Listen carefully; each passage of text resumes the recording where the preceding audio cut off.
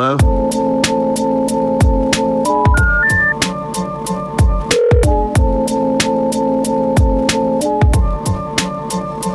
Telephone. I'll call you right back. Call you right back. Telephone. I'll call you right back podcast. It's up to you a little bit, and like, you know, the closer you get to the mic, the better it sounds. Is that like a good level for you? I think so. I'm gonna just bring it up a little bit. It's weird hearing my own voice. I know that's what everyone says. Everyone says, "Oh, it's weird," but you know, I maybe I'm just used to it now. But I don't know. I've had people in here that don't listen to their episodes. Yeah, no, that makes sense. But you listen to all of your episodes, obviously, because you're probably editing, right? Yeah. So I had to get over that pretty quick. I have a speech impediment. Okay, so I can't say my SHs or my CHs well.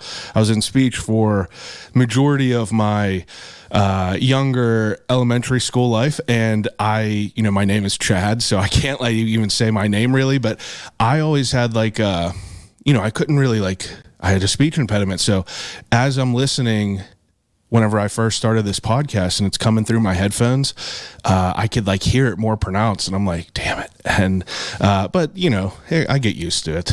I honestly never noticed from listening at any of the episodes. Well, I appreciate that. I appreciate that. I definitely, I'll go to like food places and, I'll do like takeout names or something like that.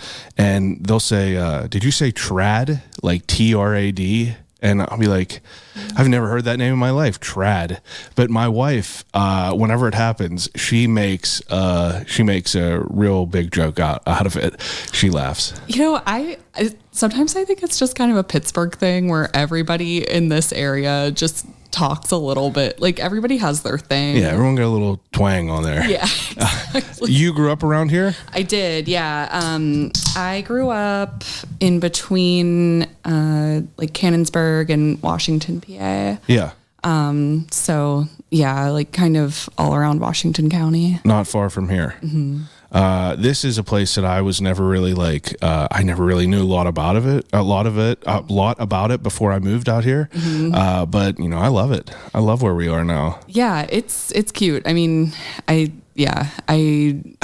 wanted nothing more than to get away when I was here, but it's nostalgic for sure. That's like growing up where I grew up in Elizabeth, like Elizabeth Forward area. Yeah. So it's like, growing up, I was like, I need to get out of here. But, I go back to my parents now, and it's, it's odd to go back, probably the same as it feels here. It's like, these are the roads you drove up and down a million times. I actually got here like a half an hour early. Oh, yeah. And I was like, I hate showing up to people's houses early. Oh, my God. It like stresses me out when people do that to me. Yeah. So I was like, I'll just take a little drive. And I like passed like two boyfriends from high school's houses, and then just have like all this stuff was coming back, and I was like, whoa, this was a half hour. It wasn't a bad place to grow up for me, but I needed to get out. I'm sure that was probably similar here. It has the same similar type of vibe. Yeah. People having fires, people hanging out in garages, that was pretty much our high school life. And that kind of, I don't know, this is like a home away from home. It kind of feels like an extension of where I grew up. Mm-hmm. That makes a lot of sense. Could I ask how old you are? I am 32. Okay, so we're almost the same age. Okay. Did you graduate in 08? 09. Okay. Yeah. I just, it's easier for me to, I guess it's formally, it's kind of rude to ask someone their age or something like that, but it's easier to put like an idea of like when you're. Yeah, like what the context is. Yeah. Well, what brought me across Old Flame Mending is that it's like a lost art almost, being a seamstress. Is that what you would, call yourself, a seamstress? Yes. Is there a more preferred term? There's also sewist, which is what we use at the business. Sewist? Yes. I've never heard of that. Yeah. So I like sewist because it's a little bit more general. Like anybody of any gender can be a sewist. Yeah. And I think that it sounds just a little bit more neutral, serious and like neutral. And, yeah. Seamstress sounds like actress, you know. So it kind of, I guess that makes sense. So a sewist, that's it. That's the terminology, huh? Mm-hmm. Well, when does this come to play in your life? I mean, were you always on a sewing machine? So, my first experience with a sewing machine was my mom was sewing in our living room probably, and I was, I don't know, probably 2 or 3 years old, and I stuck my finger underneath the needle, and the needle went through my finger, and my goodness. I was bleeding. My mom is really squeamish around blood, and she was kind of freaking out. Luckily my cousin was over, so he helped her out. But, my mom was really into sewing, and her mother, my grandmother, was a really amazing home seamstress. Like, she made all of her own clothes, made all of my mom's clothes. She had grown up during the Great Depression and was actually orphaned at a pretty young age in New York City during the Great Depression, which... That is crazy. Yeah, like pretty intense. Yeah. And, it was the Great Depression, so she was never adopted, but she went to the Salvation Army when she turned 18 and I guess learned how to sew really well there. Wow. And just continued honing those skills just was this, like this home seamstress who could make anything. It's fascinating because I mean, like, I would consider us younger. So it's interesting because like there's a lot of younger people getting into just old world trades and homemaker activities, things like that, people making soaps, people canning. Totally. And that's like something I never in my life, I never thought that I would really care about having a garden. And it's like, I want that, I want chickens now. But it's always fascinating whenever you see someone of like the same age that's like going in on something that's like a lost art form kind of. Yeah, for sure. Well, I mean, we get people coming into the shop all the time who are like, oh, nobody does this anymore. Or my grandmother or my mom sewed, but I never learned. How long have you been open? We've been open since, so the business started in 2019, but we've had our shop since early 2021. Okay. So it's gone through a couple phases. Like our first phase was just doing pop-ups. Yeah. So it was just me and one of my friends, and we were just going to stores. There was this shop called Make and Matter that my friend Rebecca was a co-owner of with a couple other people, and they asked me if I wanted to just come in and do like a mending pop-up every once in a while to fix people's clothes, because I was already sewing and doing mending on the side, and then I was teaching how to do mending and other sewing workshops, and then like fiber arts too. Like I was really into natural dye for a while, like dyeing with plants and stuff. Wow.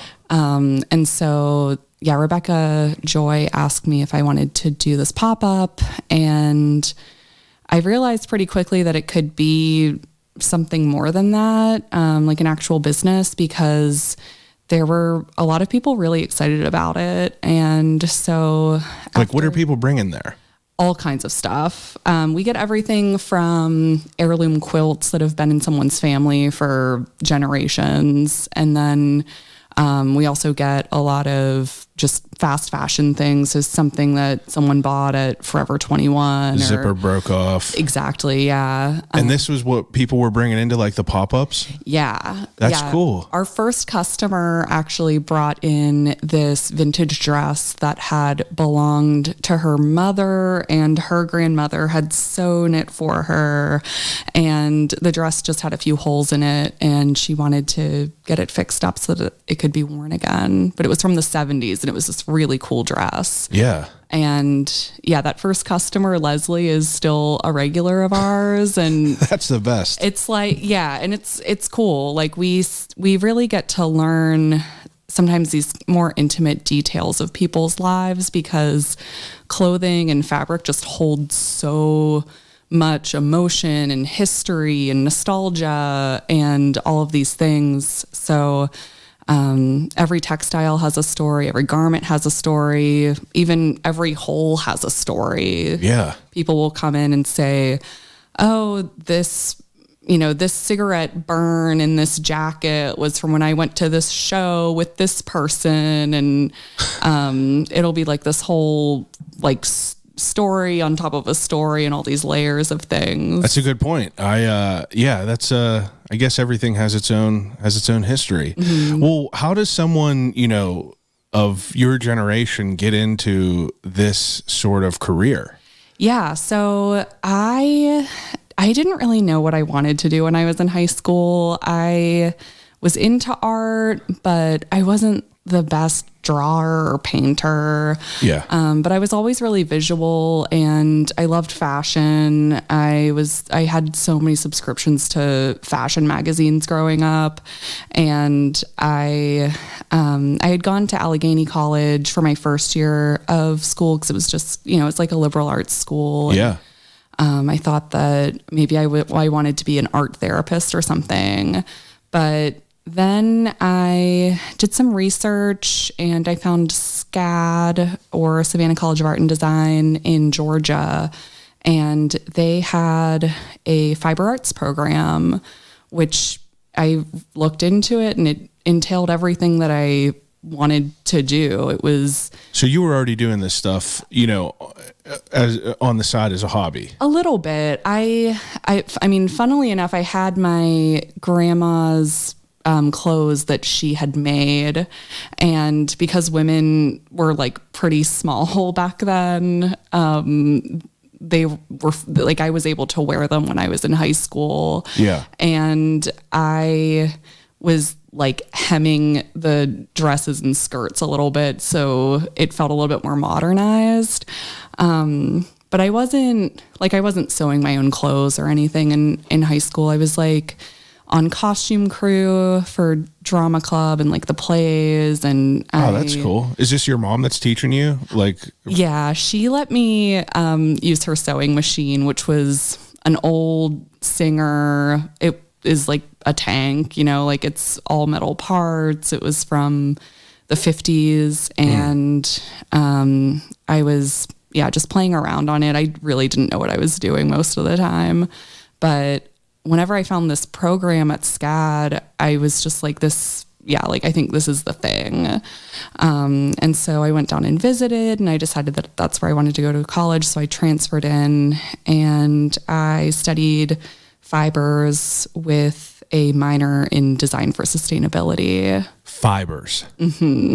So that's a focus. I got my BFA in fibers. Well, explain first of all, whenever you're approaching this school, SCAD, Southern Georgia Savannah College. Yeah. I don't know where I got Southern Georgia. Yeah. Savannah College Art and Design. Yeah, there is a Georgia Southern. So, well, what's your idea of what you would do, majoring in fabrics? What were your hopes and dreams of what you would be able to apply that to? So they had... Will you come up on that mic for me, please? Sorry. Yeah. No, that's all right. So they had a list of different career paths you could take. It was, there was like wallpaper designer, or like textile designer, or like production design manager, like all these really glamorous sounding jobs, right? Yeah. Or like even like colorist. So the person who decides which colors go into a collection for a fashion line. And all of that sounded great to me.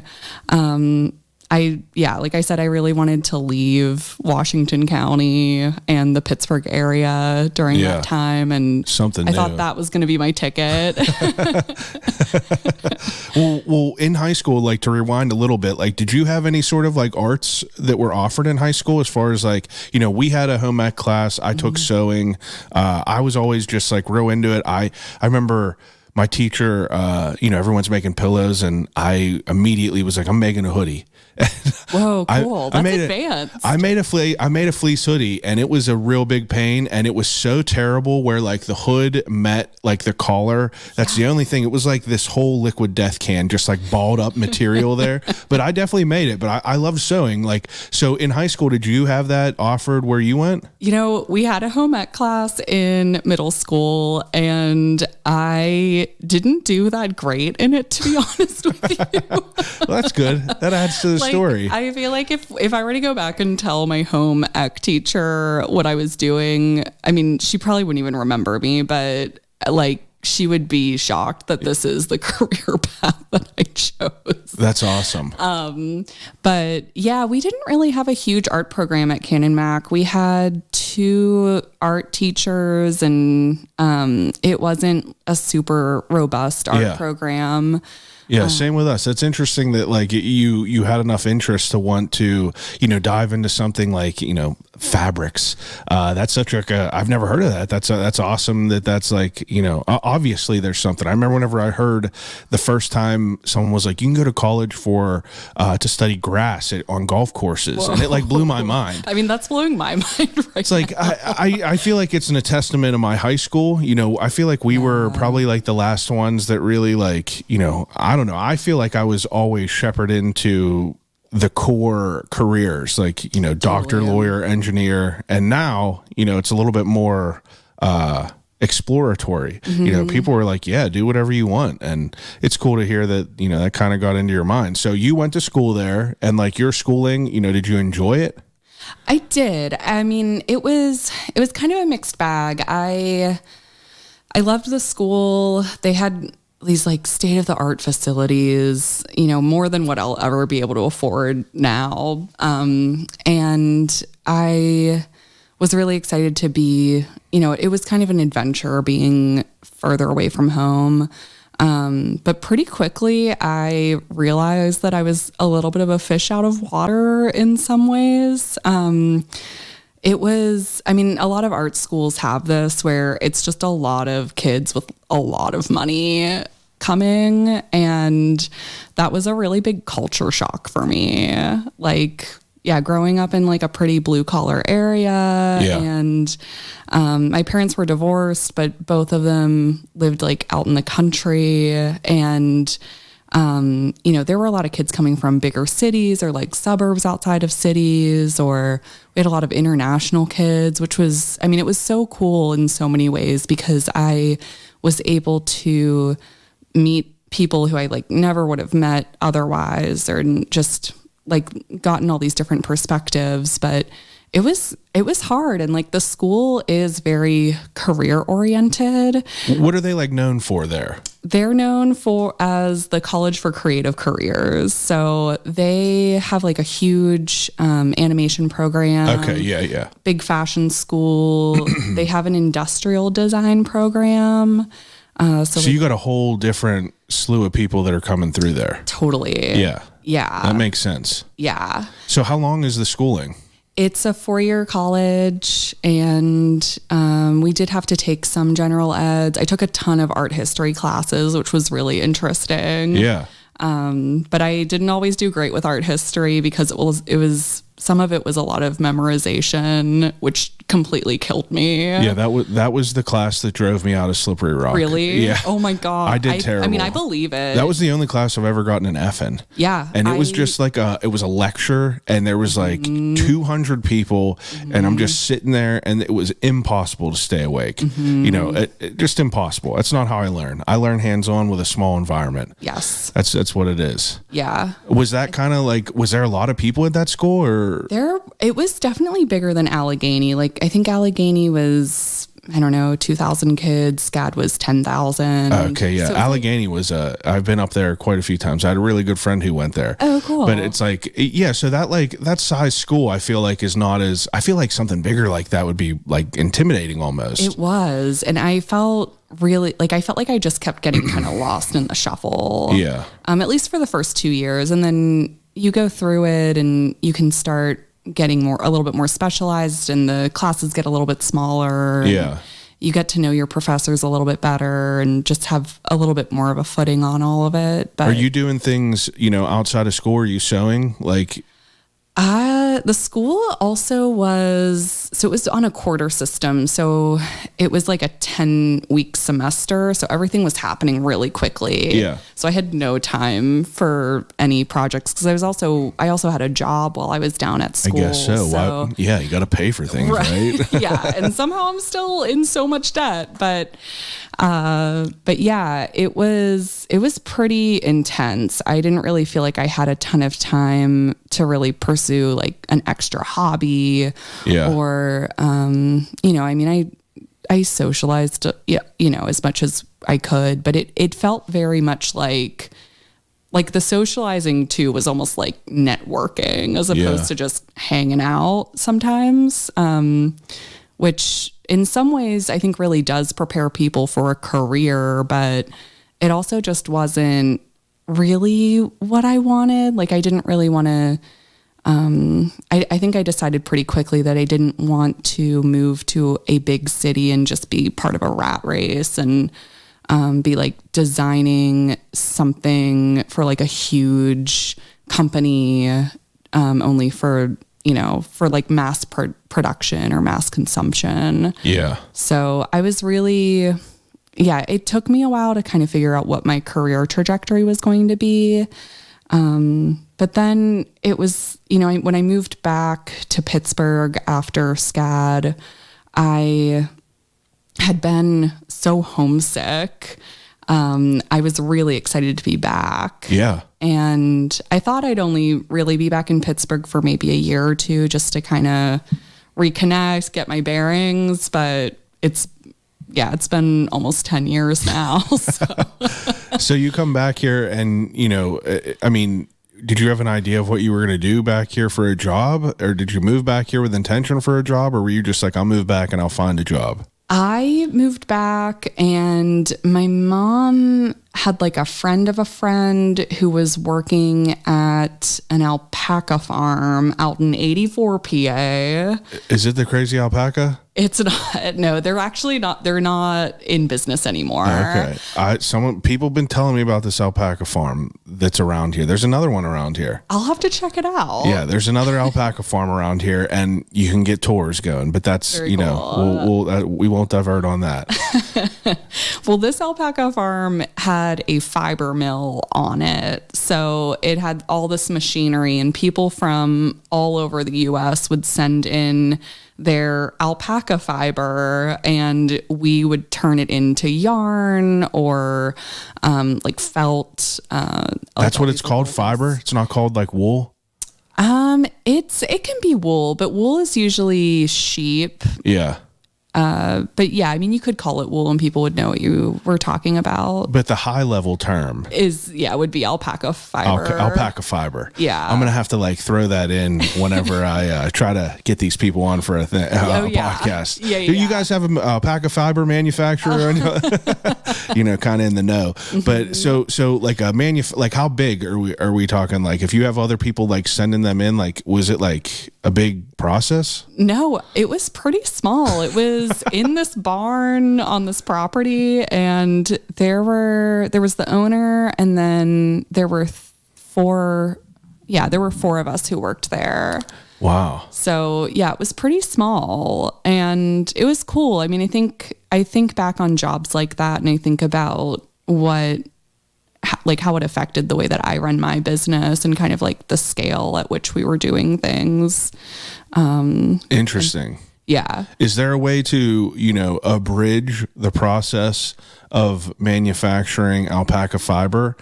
Yeah. So first it comes in, we open the box. We have no idea what's going to be inside the box. Is it like dirty? Like, it's dirty. Okay. It's yeah. disgusting. That's what I'm thinking. Is it like soiled and stuff? Yeah. Yeah. I was wearing a face mask there before I had ever worn a face mask. Yeah. Cause you said like a manufacturer and I'm thinking like a high end, I'm thinking like a very industrial, but no. Okay. Yeah. It was a dirty job. It was the dirtiest job I've ever had. Probably. Okay.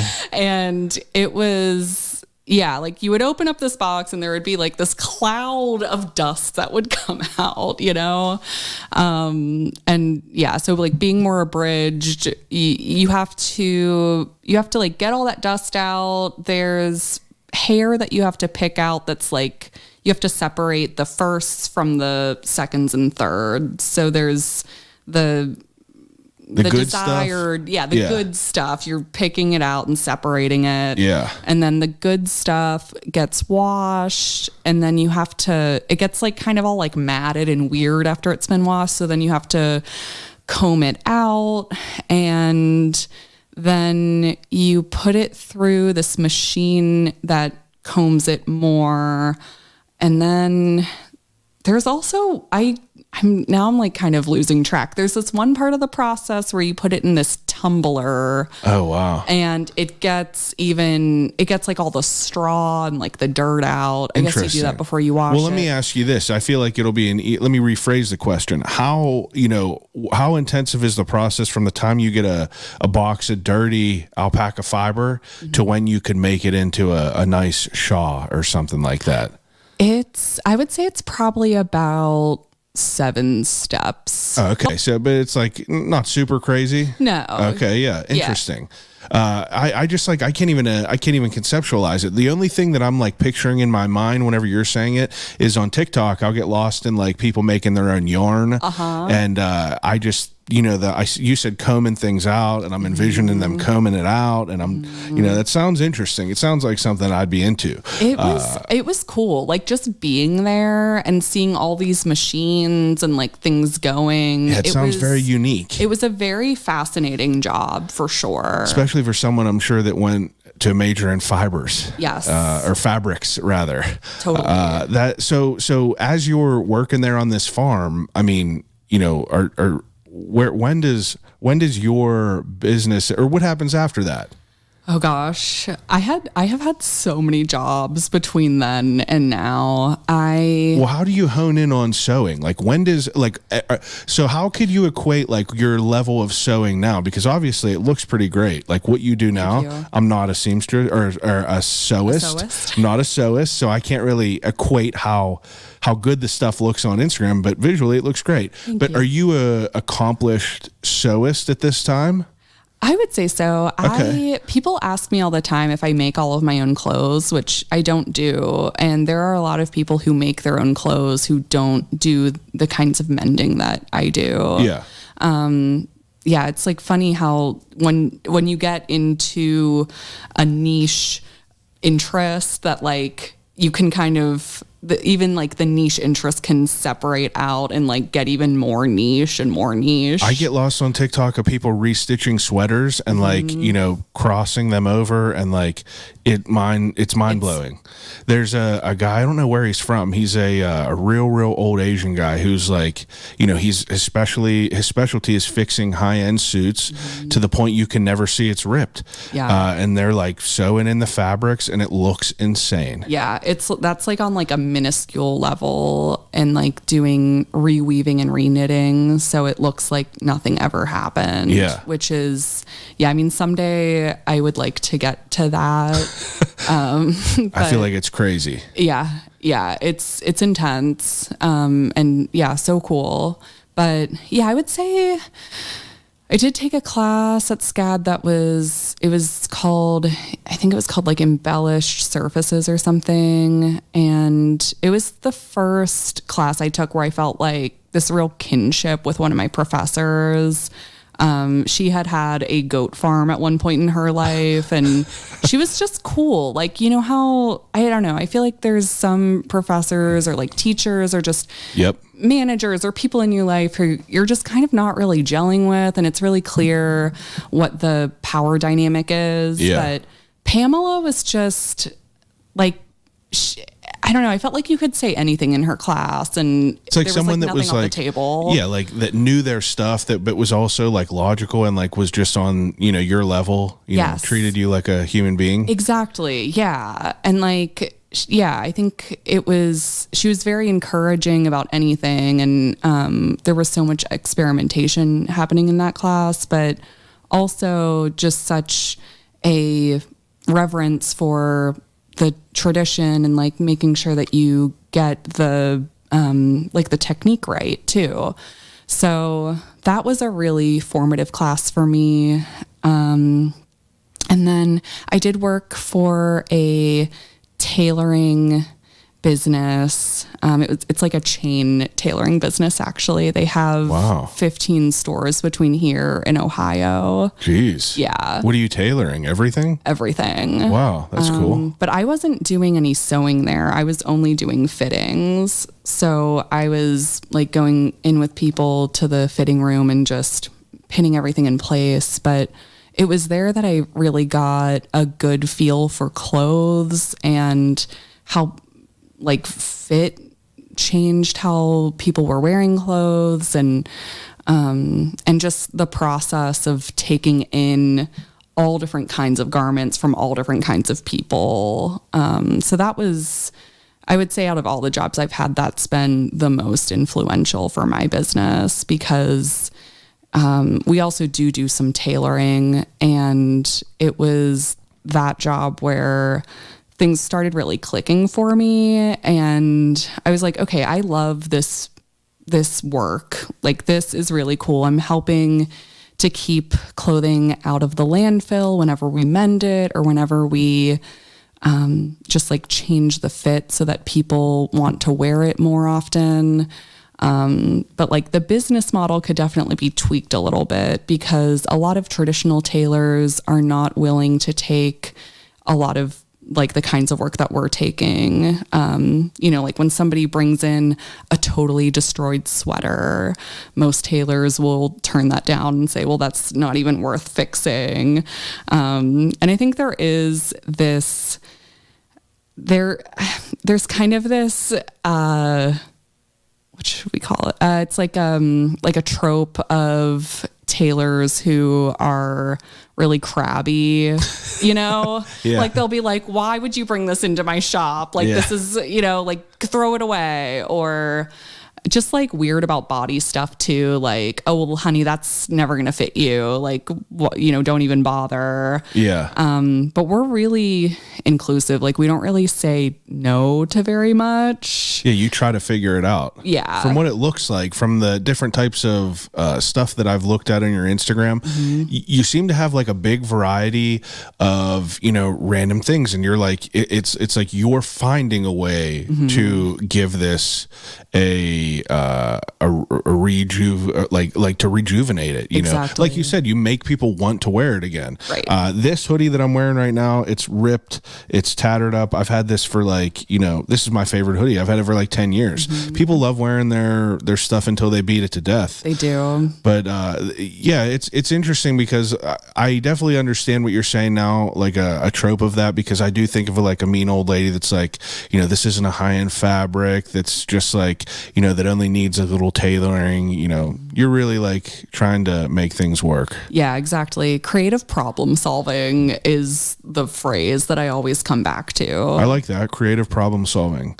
How much in your mind is the recycling of garments and keeping it out of landfills? It's a really big one. And this is another piece of why I've gone into the work that I've gone into, is just thinking about all of the waste that's already happening, and just thinking about how much is already out there, and not wanting to put more into that system and more out into the world.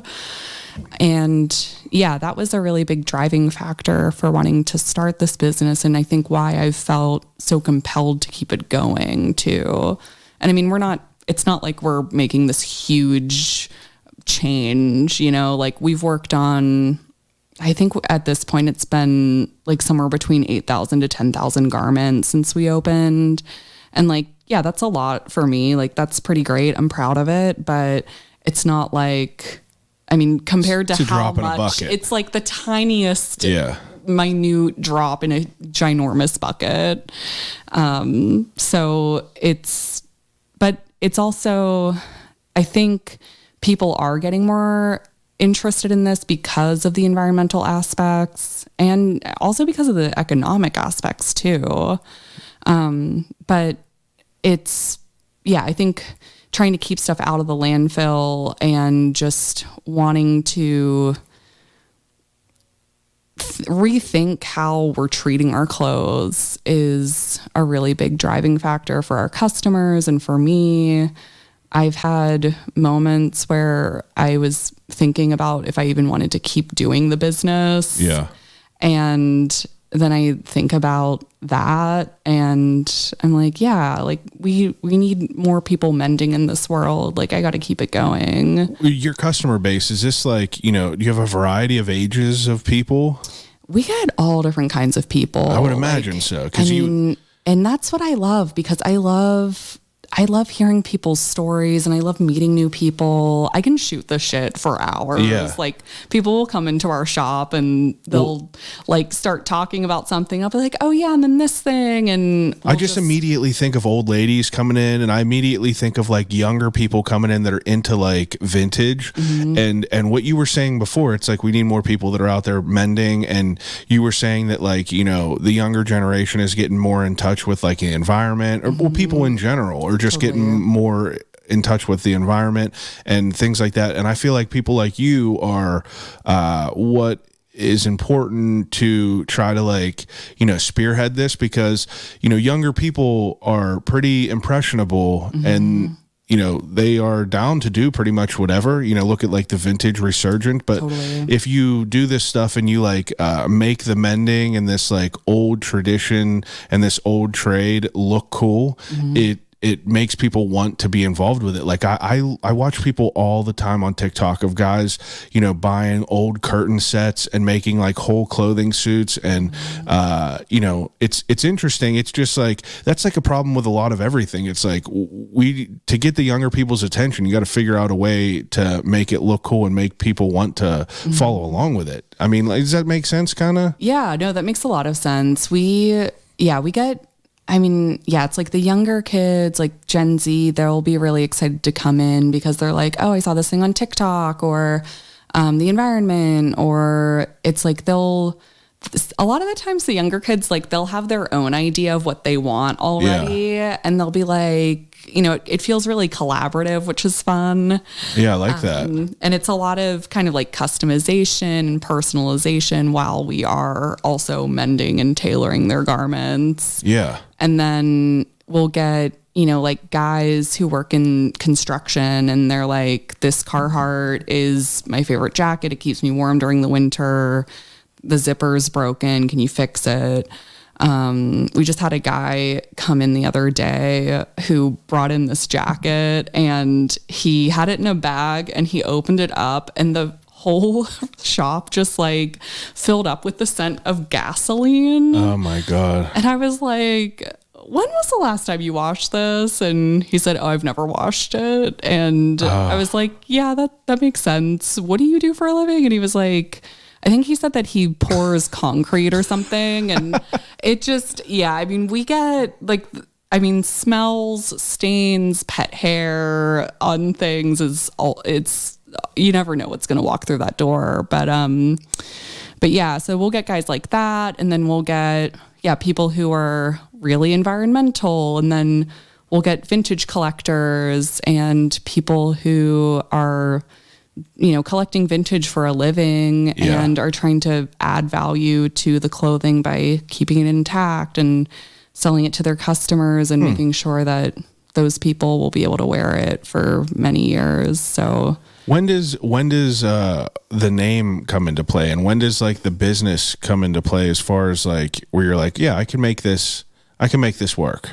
So my friend Tia and we were talking about putting this together as a business together. And we actually went to the Bloomfield pool for our first business meeting. And we brought notebooks, but we kept hopping into the pool and chatting and then hopping out of the pool. And we just kind of made a list of all the things that we had. So it was like, she had an old sewing machine. I had an old sewing machine. We both had all these sewing notions that had been passed down from our grandmothers. We, I had worked at that fiber mill. And so I had some like alpaca yarn still left over from that I had just collected over the years. And worked the tailor. Yeah, exactly. Like, I had some experiences and she had some experiences.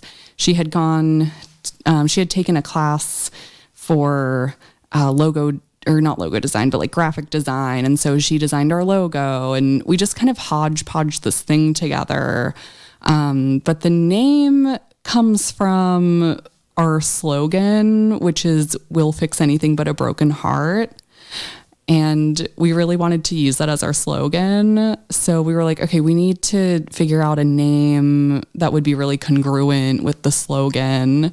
And so we were thinking about love and Old Flames just all Die these Hard. things. Yeah. And then Old Flame came up, and I was like, that really is really sticky, because like, I mean like sticky in a good way, like it sticks. Yeah. Because it's like the clothing could be an old flame, and we're just trying to keep it intact and like reigniting your love for this garment. Oh, I love it.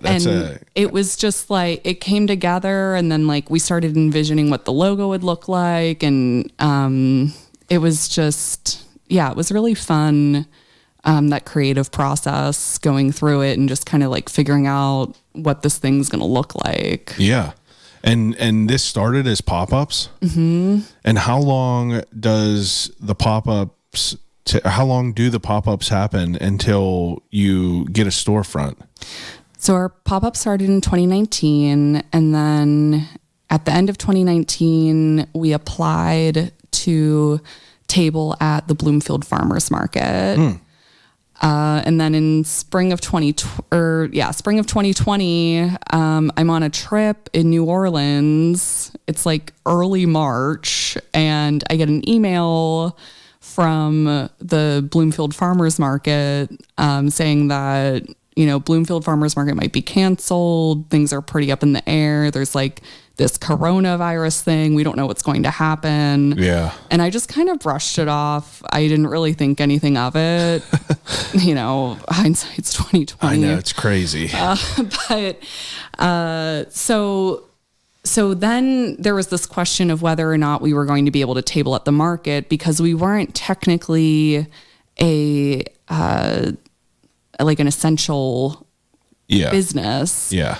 But then Tia and I were both making masks for people. Like this was before you could buy the disposable masks or even like the cloth ones in the stores. Yeah, I had a friend that made our masks. It was too. like, and I'm sure your friend who made them was getting requests left and right. Oh yeah, she made me strawberry one. Amazing. She made my wife I love that. Golden Girls one. Oh, cool. That's really fun. Yeah, I didn't even think about that. Everybody who knew how to sew was like working hard during that period, because it was like, anybody just they were reaching out to like the sewist in their life. Yeah. And it was funny too, because like Joanne Fabrics was, from what I understand, that corporation was doing okay, but not great. But then They were booming. Yeah, I remember reading them articles. Extended hours. They were running out of supplies. Well, I remember the article highlighting people like, just being bored at home, and people were like crafting. Yes. And I'm like, that makes a good bit of sense. Who would have ever thought? Right. You moved a lot of masks then? We moved so many masks. And so we were able to appeal to the Bloomfield Farmers Market and say, well, we're selling masks. And I know you want people to be masked up at the market. Yeah. So I think this could be very helpful for you. Wow. So crafty, no pun intended. That's good though. We kind of got around it, and the farmers market was great. I look back on that time and I think just how much that kind of saved my life in a way. Yeah. Not like super seriously saved my life, but definitely improved my life. Yeah. Just having a place to be once a week and being outside and seeing people from our community. Yeah, seeing human beings. Oh my gosh. And everyone was so excited to be there. I can't even imagine. It was, that summer in particular was like, we used to say that it was almost like a fashion show every week, because people would get dressed to come to the farmer's market. That's a good point.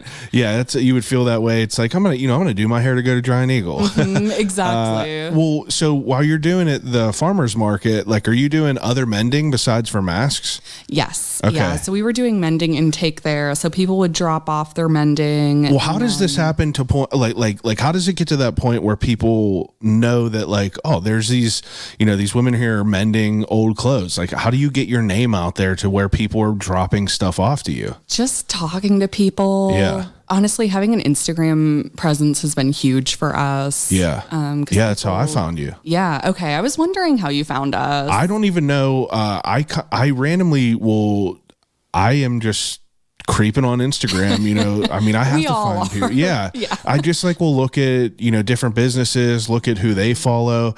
And I swear that someone that I know shared your stuff. Oh, cool. And I wish I could remember who it was right away, but yeah, I was like, they run a sewing business. I was like, I have to figure out, how the hell someone that's, my age is just running this sewing business, that's because it's weird. It is weird. You know what I weird. mean? It's like, but not weird in a bad way. It's like, I'm about to interview a guy that runs a beef farm and he makes his own soaps. And, I yearn for that sort of creative drive to want to hone in on these old lost, types of things. Yeah. It's really cool how much people have a hunger for that and are wanting to kind of go back to basics in that way.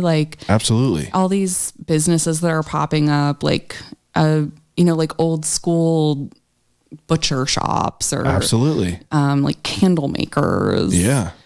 That wasn't, and it's just interesting how that was the thing that our parents were really trying to get away from, but it all is kind of coming back full circle again. Yeah. Well, it's our parents they went from their parents being someone that didn't have convenience, that was we had to make it happen. And then our parents' generation, I feel that was the generation of convenience. You know what I mean? It's just I remember one time my grandmother bought me disposable toothbrushes, plastic disposable toothbrushes to use one time and throw away. They were pre-toothpasted. You just put water on there. And I'm like, what in the world was that? Yeah.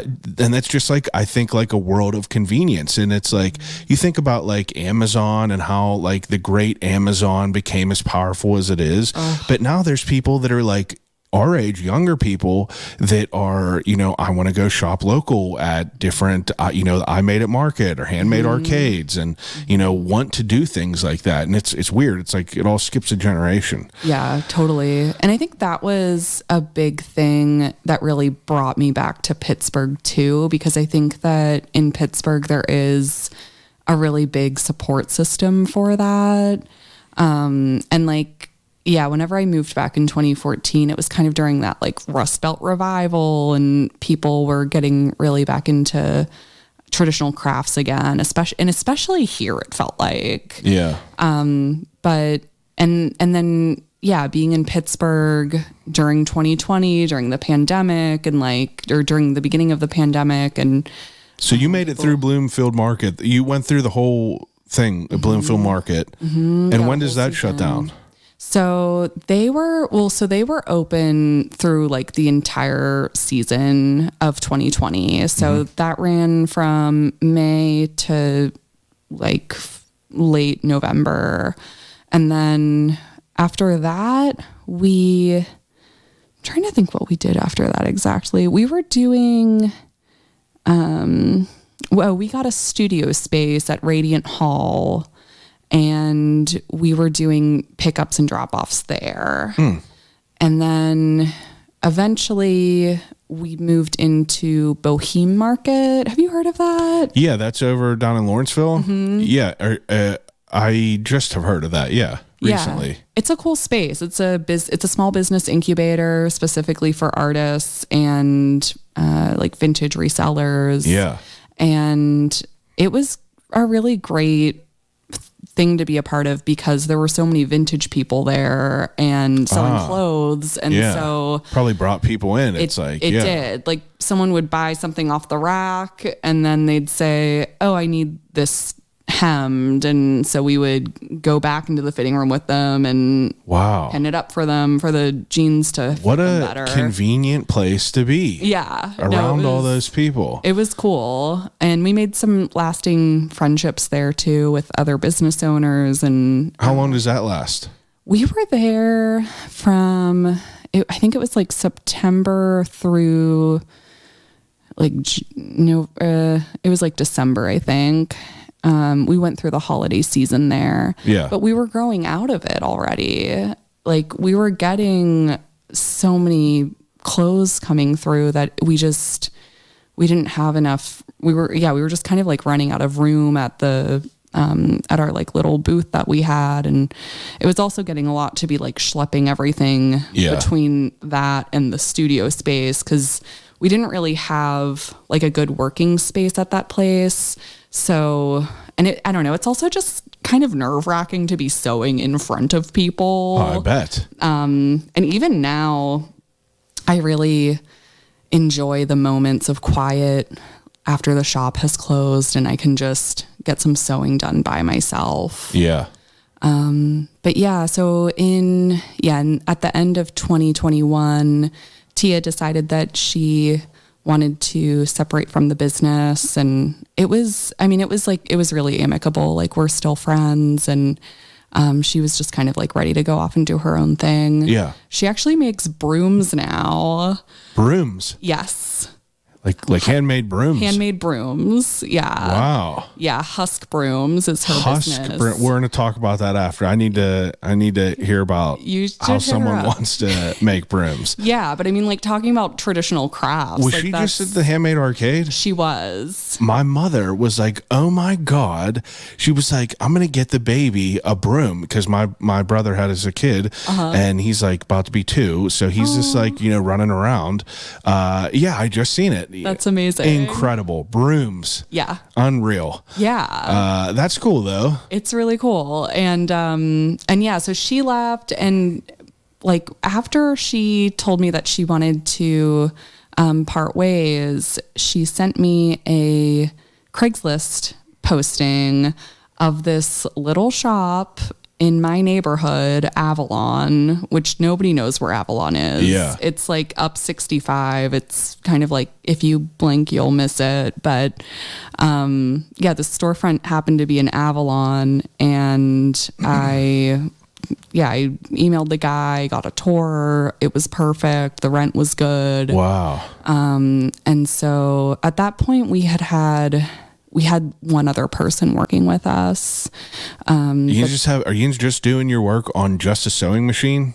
Yeah, we were doing all of the sewing ourselves, and we were. But like, are you like doing? Is it just like all one? Like, do you have all one machine? Yeah. You're just working on one machine, really? Mostly. Okay. Yeah, I have like a home machine. So there's like different levels. Yeah. Yeah. Different materials, thicknesses of materials, things like that. Yeah. The one that you said your mother had, the old Singer, I feel like is what I'm seeing on Craigslist. That looks like, was it a foot pedal or was it electronic? It was electric. So it had like an electric foot pedal as opposed to the like treadle situation. Yeah. But I mean, there's so many unwanted sewing machines out there. People are always asking me if I want to take their machines. I've been telling my wife that I'm going to buy one for a long time because I ride bicycles and I just want to make my own bags. I absolutely could make them. I go crazy on Reddit and, make your own gear, all that stuff. You should. I know. I got to find the right machine. My thing is I want to find it at the flea market. So it'll happen whenever it happens. I think you will. I think I will too. I saw one, whenever we went to Virginia and we were these people out in the cut just had a year-round flea market. It was just amazing shit out in the yard, just getting rained on and everything. So I was like, I'm not gonna spend the 30 on this one. Yeah, on like a rusty. Whenever I opened it up, I was like, it looks kind of rough, but I'll get one from that's my goal, is to get one from a flea market for a good price, and then I'll mess around with it. Yeah, I mean, it's amazing what you can find at flea markets or thrift stores. So my favorite machine is Singer 401A Slant-O-Matic. I have 3 of them. One of them is like my main. The other one is like backup. That's your preferred? That's my preferred machine. I've had my first one since I was in college, and it's been really good to me. And it's from 1954. Like you can, like, what do they run? They run, it depends, but I think the one that I got was, I think it was $200 on eBay. Oh, that ain't bad. Which is, yeah, I mean, it's. Whenever I asked that question, I didn't know if you were going to say like, oh, it's like $850 or like. Yeah, or like $3,000. Yeah, just to like put an idea of it. Right. That's interesting though. So it's like, nothing crazy. No. And I've had it, and I've worked on a lot of stuff with it. Yeah. And Different really stuff, I imagine. Yeah. Denim, like heavy duty canvas. Is there anything that you do turn away that like you can't really do? Like, do you do like tapestries and like curtains and stuff like that too? Yeah, we'll do that. We don't get a ton of business for that because a lot of people will go to like an upholsterer for that stuff. I guess that makes sense. Or like somebody who specializes in drapery. But we, if it's like a simple project, like, yeah, we'll take it. Yeah. And yeah, we do get some requests sometimes for, reupholstering a whole living room set. And that's just beyond what we have capacity or expertise for. If you are looking for an upholsterer, hit up Bellis Upholstery in Elizabeth Forward. They are a family-owned business. They've been around for quite some time. Okay. Bellis Upholstery. I will definitely put them on our list of people we can refer to. Yeah, they do. That's another person. I mean, that's like another it's a lost art. It's a lost art. Yeah. And I think like the most trendy type of, what even got me more interested in all that was, Jack White from the White Stripes. Yeah. His family was upholsterers. Like they had an upholstery shop. I didn't know that. Yeah, interesting That's stuff. Really interesting. And he was like a dude that I liked, so I was like, oh, that's super cool. He's into this like old type of stuff. And then like he does upholstery work. Yeah, too? he does all that stuff. Wow, pretty cool. That's very cool. Yeah, builds guitars, does it all. Just geniuses. They're crazy, but they're just geniuses. But so it makes sense that you would have to turn away some things that just aren't like logical for you. Totally. How many employees are you how many people you have working with you now? So now we're up to 10 people plus myself. Jeez. So there are 11 of us total. My goodness. Yeah. And a lot of the people are part-time. So yeah, but still, that's pretty great. Yeah, it's a great group of people, and it's been really cool, like kind of coming into this more leadership role, because that's something that I've never done before. Like all of my jobs I've, kind of just fell in posted line. And like I worked at Whole Foods for a while. That was kind of my bread and butter job. I would work that while I was doing, part-time at other places, just to kind of be in my field more. And, I was, I would be asked sometimes like, oh, do you want to move up to be a manager? And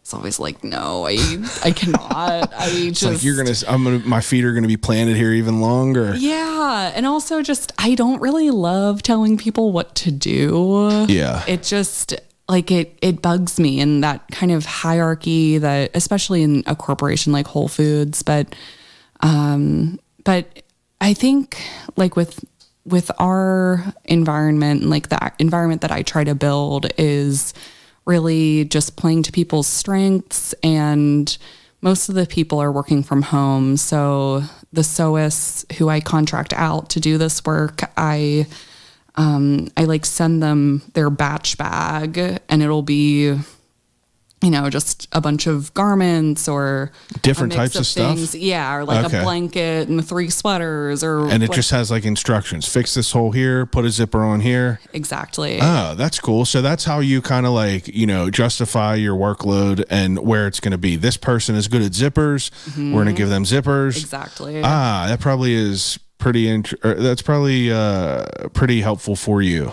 It is. Yeah. And it's nice because we've been able to open up into other materials too. Like this one person I work with, Danielle, is so talented. She actually has her own line of leather bags, but Oh, wow. she also does all of our leather work.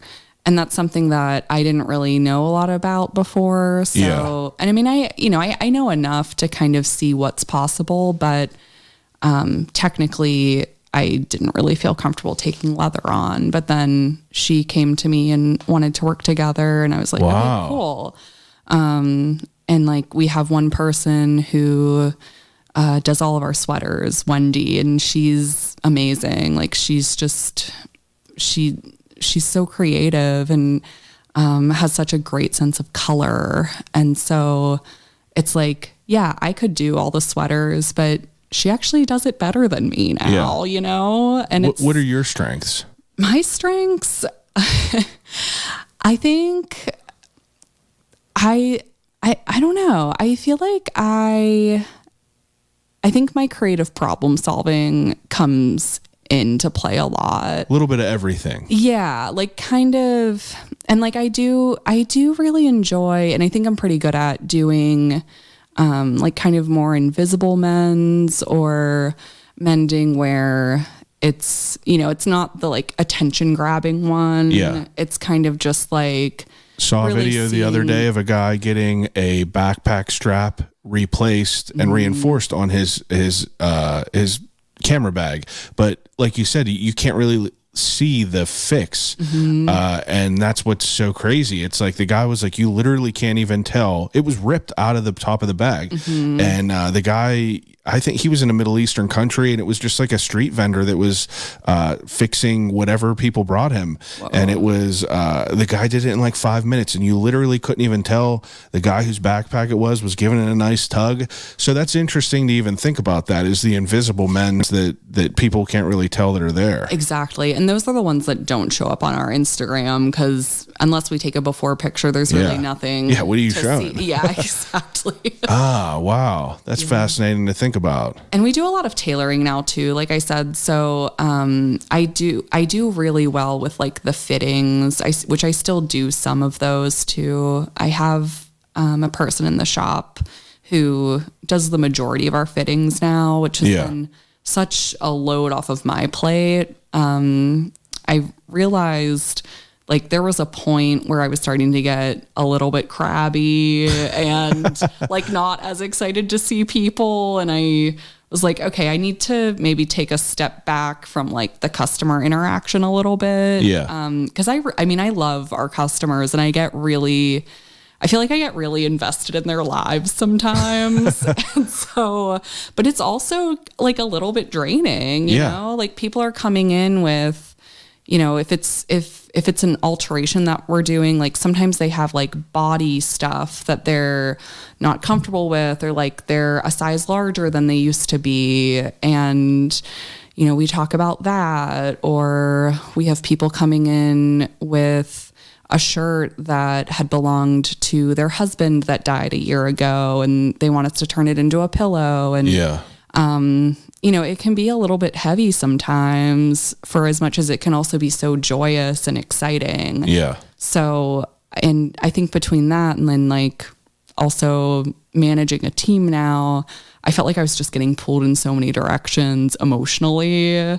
And it was, Doing it a was just disservice for you. Yeah. Yeah. For sure. That makes sense. I mean, if you're not doing well, then the rest of the business is not going to be doing well. Yeah. Especially mentally. Right. You know, because if I'm going to be if I'm in a bad mood, you know, I'm not going to be happy. Right. But that's understandable. Now, let me ask you this. As you're, you know, like fixing these different things, I'm sure you work with a bunch of different fabrics, and I'm sure over the years you have acquired a backlog of scrap fabrics to use. But like, is that something that's like, you know, a concentration for you? Do you go out and you like, you know, look on Craigslist for fabrics and all that stuff to like just have in the shop to use? We do have a really big backlog of fabrics. I bet. And we also have people who donate fabrics to us all the time. Okay. And so I really haven't, I guess I've had to buy fabrics for really specific things. You know, like somebody comes in with this I don't know, like a satin dress, and they need the straps replaced, and they want it to, you know, they know it's not going to be a perfect match, but they want it to be close. So I'll kind of go through different vendors and try to figure out like the match for that. That's interesting. Yeah. The color theory of it all is like creative really problem fun. solving. Yeah. Yeah. That's what it is. That's what it goes back to. Comes back to. Yeah. I mean, well, it is. It's fun to like, you know, it's like figuring out puzzles, you know. I get obsessed with it. I just like figuring out how to do things. Like the video aspect of this podcast is very new. You know, I don't really ever do videos, but I have since, you know, figured out how to do it. You're going to be the second one. Cool. But it's just like, you know, it's creative problem solving. I enjoy figuring stuff out and making things work. And if they work and I figure it out, it gives me a sense of accomplishment. And, you know, it's nice to be able to keep that going. And I don't know, I'm sure that feeling is the same. Once you execute a project that you're working on and it's done well and people are happy, whether it's, you know, an heirloom piece or just a piece from H&M, I mean, it's just like, I'm sure people are pumped about it. Yeah. And it's really gratifying getting that positive reinforcement too. Yeah. Especially because I'm such a people pleaser at heart. Yeah. And I really pride myself in giving excellent customer service. So when somebody's not happy with something, like I will bend over backwards to make it right or like make them happy. And it's, you know, that can be kind of stressful sometimes, but to me, it's all worth it too, because like this business is my really big baby. Yeah. And I want to protect it at all costs and also protect the people who I'm working with now at all costs and just try to make it the best that it can possibly be. But yeah, with the creative problem solving and like you know, I'm sure you encounter this with the videos too. It's like if every, you know, there's like sometimes there's like new challenges that you like never would have thought of. And 100%. So you go on YouTube and try to see what other people are saying and how they troubleshooted it. Got to. I just wonder what people did before YouTube. I say it all the time. You know, I bring it up all the time on here. It's like, what do people really like do to, you know, to be able to like learn different things? It's like, you know, before you could just Google it and get the exact answer. Totally. That's what I was explaining to my wife whenever she was like, who's coming over for the podcast? And I was like, I said a seamstress, but she's a sewist. And I was like, it's just cool to think like, you know, now you have abilities to YouTube problems that you had, but you know, I made an assumption. I was like, probably something that she learned from her family, you know, but I could have been completely wrong. I learned how to use a sewing machine. I think I got a sense of color and, you know, some sense of design along the way. Yeah. My mom's a really visual person, but I think so much of it has just been hands-on experience. Yeah. Like I have said, you know, because we say yes to so much, like you learn from experience. Like I'll say yes to things where I'm like, I don't really know how we're going to do this, but we're going to make it work. And just by doing that, like it really expands. Yeah. You add another knowledge. Tool to the toolbox. Exactly. And like I learned stuff from different projects. Well, it's that I was building it more like even not even with you, but I'm like, you know, someone who is as a sewist now, it's like, I think of this like romantic tale where it's like a grandmother like passes it down whenever they're very young. And I'm like, oh, that's cool. And I'm not taking anything away from your story, but you know, I think of it in that way. It's like, you know, like you said, it's like, how did that person learn how to do it? Like your grandmother, the Great Depression. It's like figuring all that out during that time. It's mind blowing to me. Yeah. I wish that I could talk to more old people on here. Oh my gosh. That would be able to like elaborate on that more, because I would say 99.9% of the people that I have spoken to on here kind of, you know, we've kind of been, you know, we've kind of had resources, but there's people that definitely were just figuring stuff out along the way. And that's, I don't know, it's fascinating to me. It really is. Yeah. Yeah. I've always kind of had this dream of going to like just like an old Italian seamstress and just asking if I could just like shadow her for a year and like, like if I'm not doing something right, just beat my hand with the ruler. Yeah. Like just be really mean to me and The I'll full learn. experience. Yeah. Yeah, that's cool though. I mean, like it's cool, and it's cool that taking on different jobs and learning how to do different things. You're just expanding, like what's possible. Now, do you guys you do classes and stuff there? We do, yeah, which is another part of it that I really love. I mean, I think when it comes down to it, it's the people element that I just really love about this work. Yeah. And what made you want to teach it? So I had some teaching experience. I was an adjunct professor at Carlo for one semester. Didn't love it, but I mean, I liked sharing. I like sharing the knowledge with people and like showing people how to do things. Yeah. And because people really need these skills, like I think just sewing on a button is a really important life skill for people. Yep. And so I teach an intro to mending class. And it's just, it's like sewing on a button, sewing up a seam. Oh, cool. And it's a lot of the people who come through that are adults who have never even really used a sewing needle before.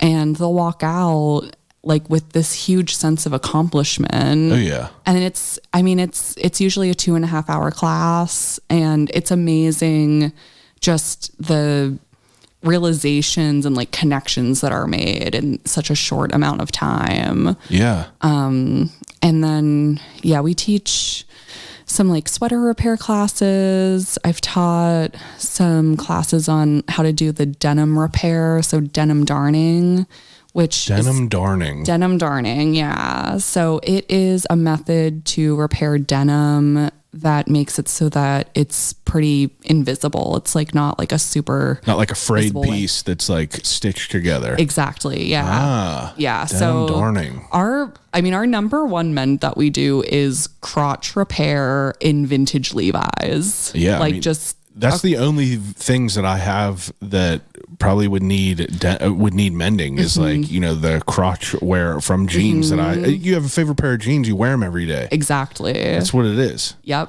Yeah. So I was like, okay, we should teach a class on this because people definitely need this. But it's best done on a machine. So that has been a Zoom class because we don't really have enough space or like enough.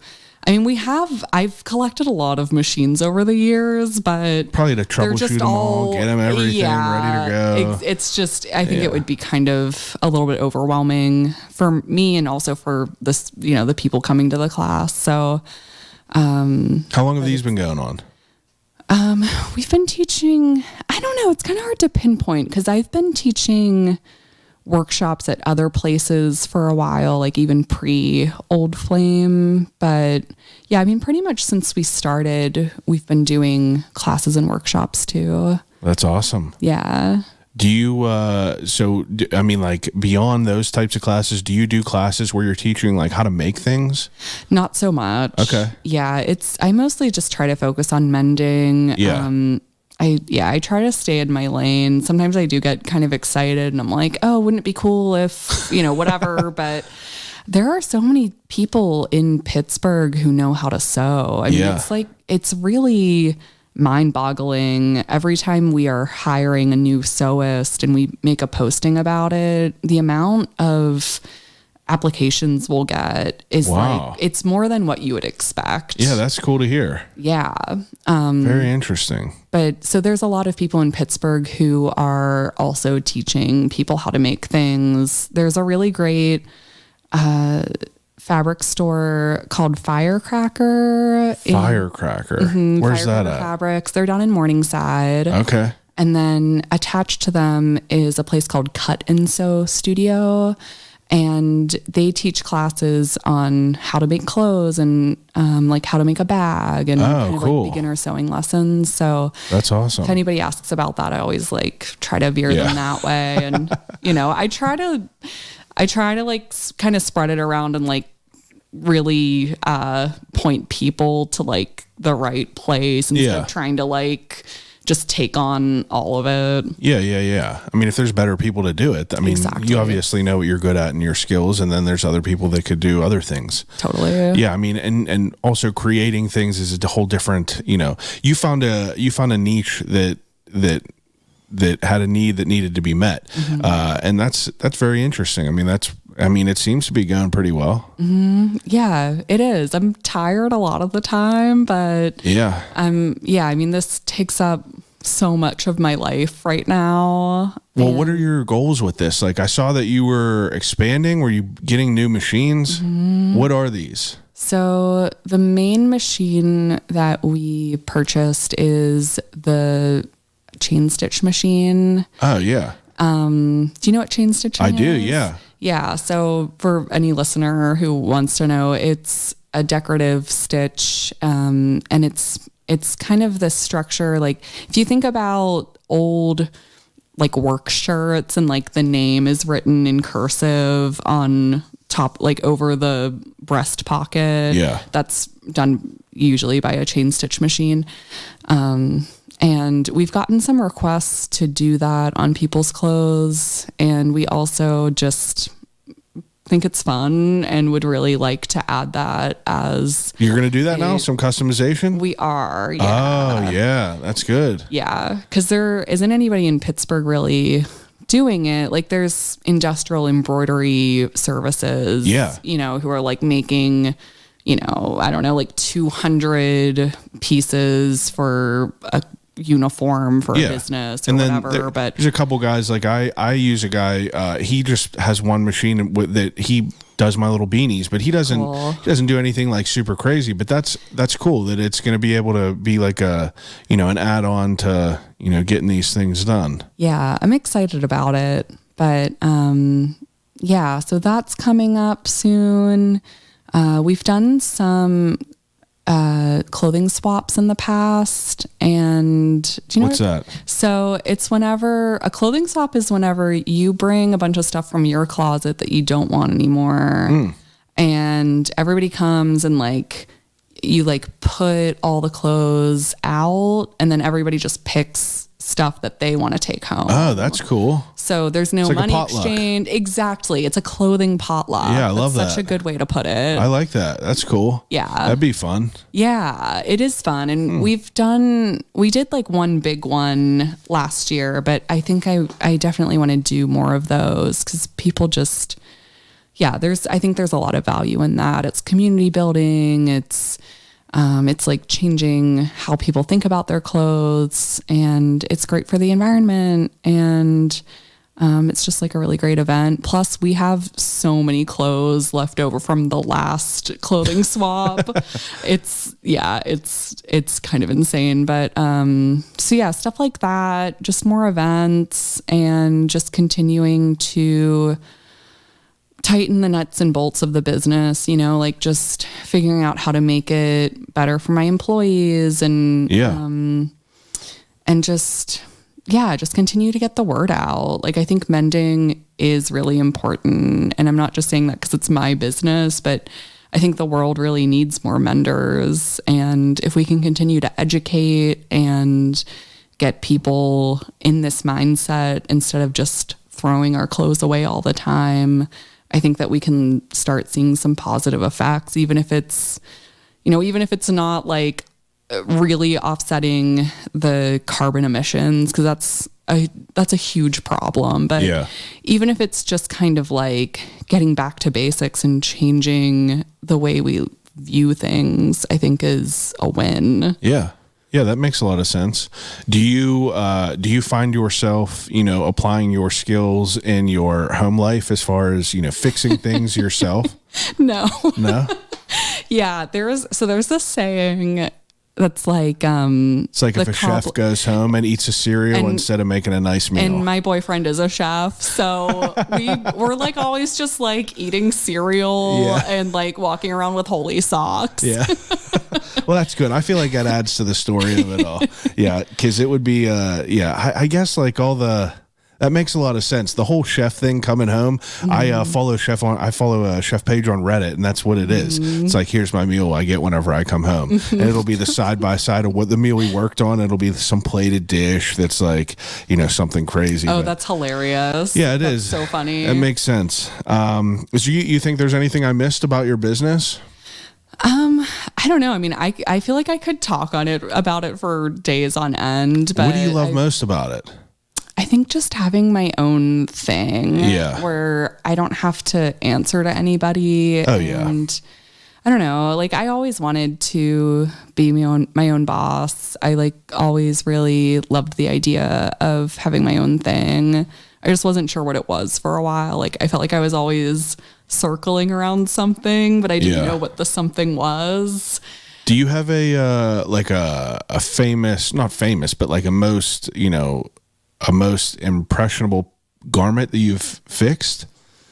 Oh man, I've gotten this question before and it's so hard to answer because we've worked on some really amazing things. There was this one, I didn't work on it, Tia did, but it was this stuffed donkey and it was like kind of on these like wheels. Yeah.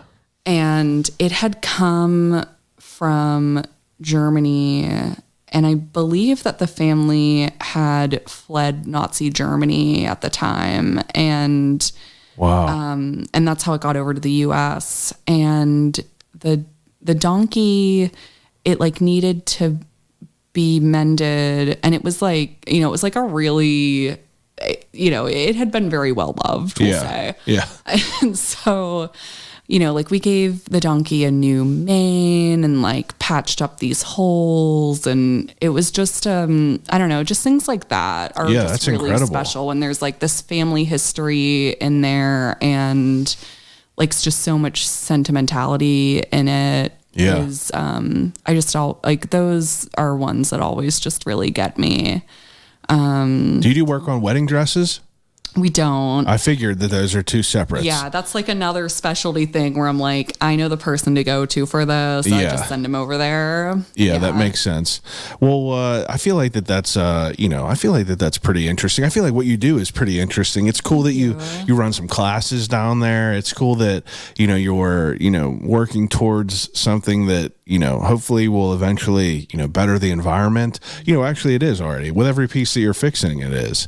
But, like, how do you say you combat, me, for instance, I have a podcast, I make merchandise, I think of it all the time about me just printing shirts and like putting them back into the world. And, it kind of is just adding to the problem of it all. How do you think businesses, kind of combat that problem to where they could put out new things that would, allow them to do a full size run where, I wish that I would be able to find like a bunch of old blanks that are like full size runs and stuff like that. Totally. Yeah. I mean, that's the really tricky thing. One thing that I've seen some people do is they'll just get their logo printed on a small piece of fabric, and then they'll just sew that on to an already existing shirt. And like, even if it's a shirt that already has stuff on it, you can cover that up, like how many, I just think about all the shirts out there that are like, whatever corporation, employee picnic 2003. Yeah. And I'm just like, no, I see that in the thrift store and I'm just like, nobody's ever going to want this or wear this. Ever. FedEx t-shirts from a field day. Right. Those are the ones that I throw away. Right. That makes sense. There's got to be a good way to, hopefully we'll continue figuring out how to utilize the resources that we have and make them into things that we could use in the future. Okay. Do you think that you're ready for the ending segment that I do with everyone? The desert island. The desert island last questions. Meal and all right. Desert island questions. Whenever I give each guest 3 categories to take with them on a desert island and use until they starve to death and die. First category, 3 movies to watch on a desert island. Okay, so first one is definitely Sound of Music. Okay. It's just, I that movie just gets me every time. I think I saw it for the first time when I was very little, and my grandma would always, so there's like kind of this middle point of The Sound of Music where it kind of seems like it's ending.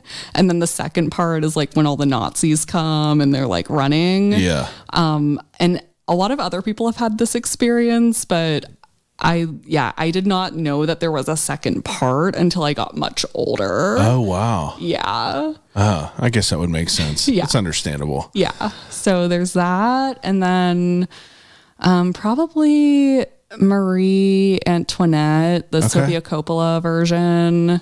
Okay. Just like fun eye candy. Yeah. And then the last one has got to be Pee-wee's Big Adventure. Yeah, that's good too. Yeah. That's a good variety. Yeah. It's a good variety of videos or of things to watch rather. Yeah, and they're all pretty long, so I'd be entertained. Yeah. Are you second category, are you a reader? I am. I think this is the hardest category for me because I read a lot, but it's a lot of articles or I don't know, like self-help books or business books or. Well, what if you had to give me a business book that you like and then one, give me something. Yeah. Like, what do you find business yourself book. reading? Let me think about this. So first book would be, Roald Dahl. He's the guy who wrote like Matilda and James and the Giant's Pete, like all those.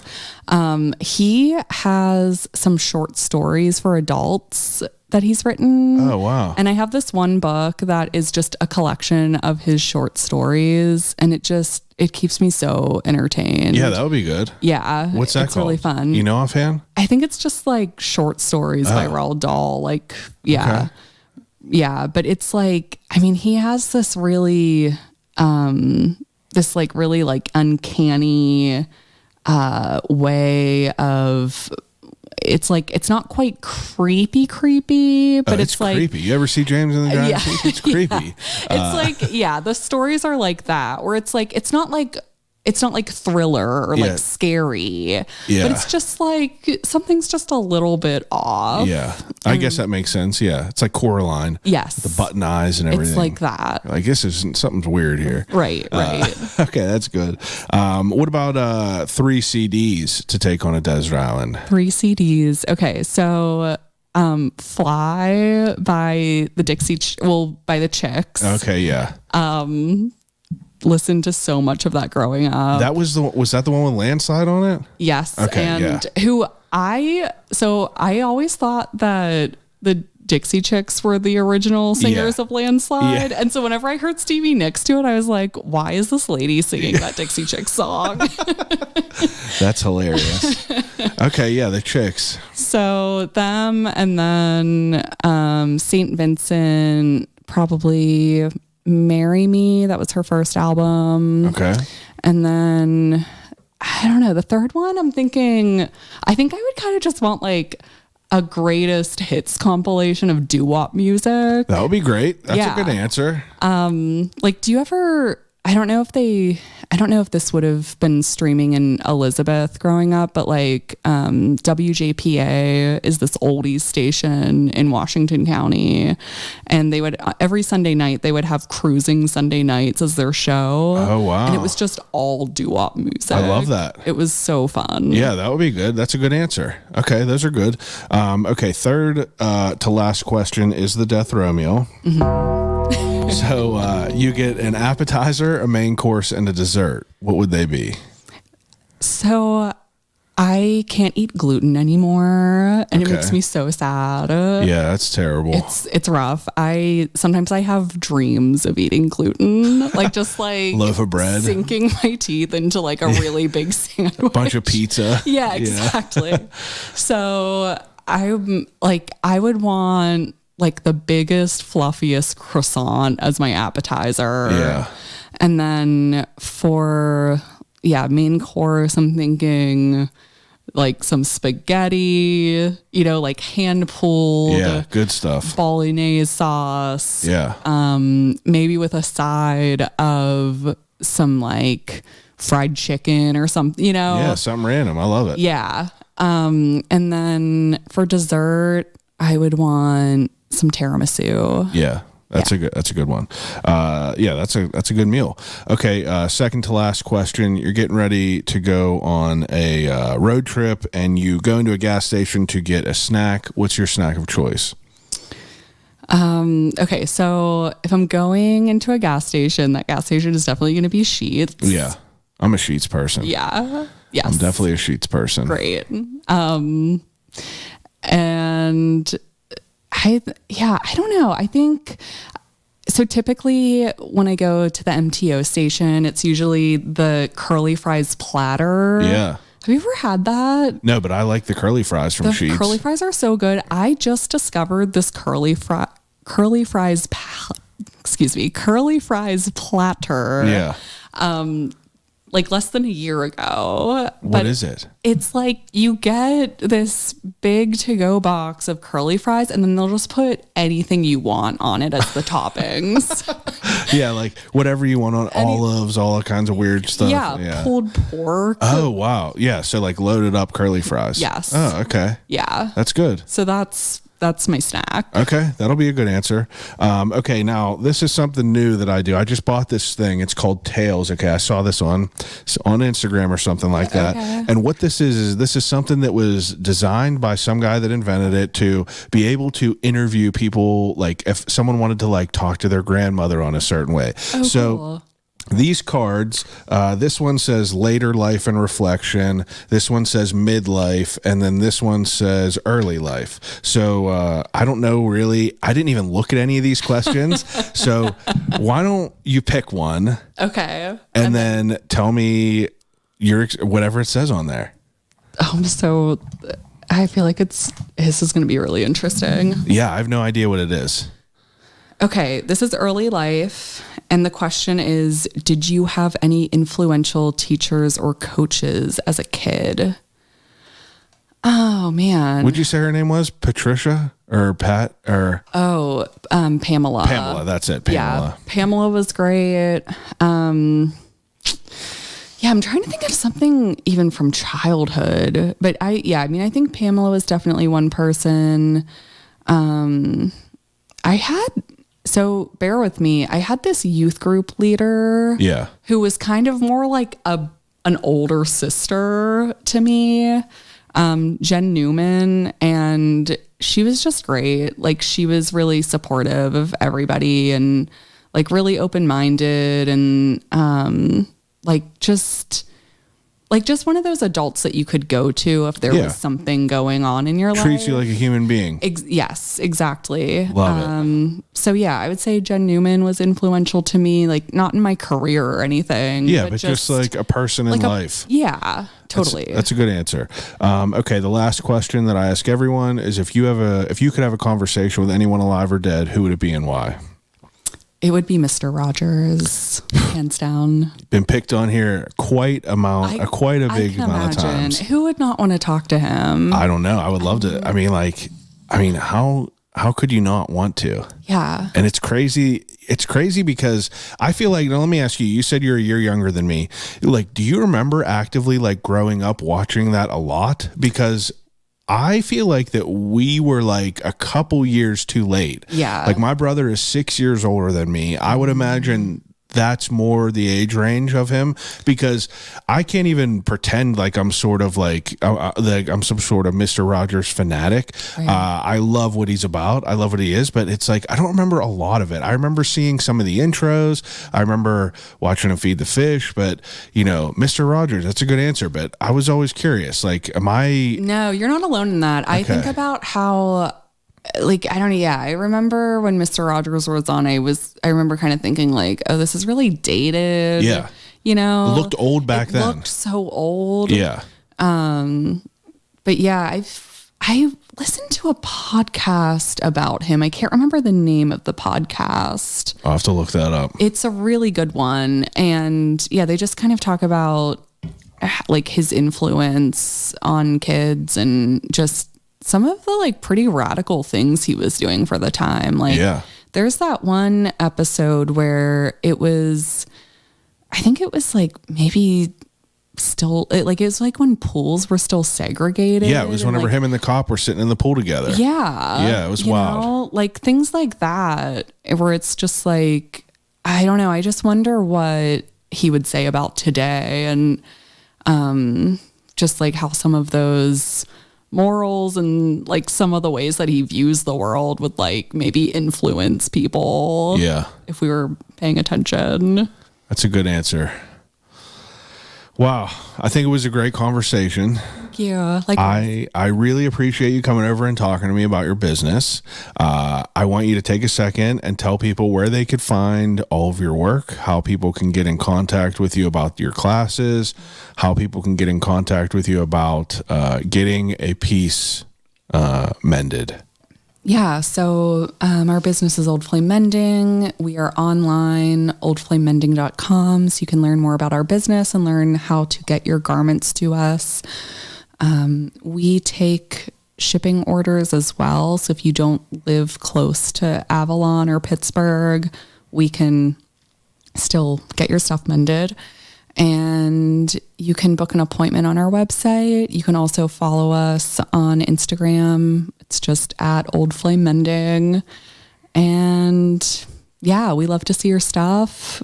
If you want to stop in and just see what we can do, we would love to hear the story of the garment. Absolutely. Well, I appreciate it again. Thank you for taking some time. Thank you, Chad. Everyone else that's listening, appreciate all the ins as usual. Each and every week, we're back with another great guest doing great things in our city. Thank you for listening. Call you right back. Telephone. I'll call you right back. Call you right back. Telephone. I'll call you right back podcast.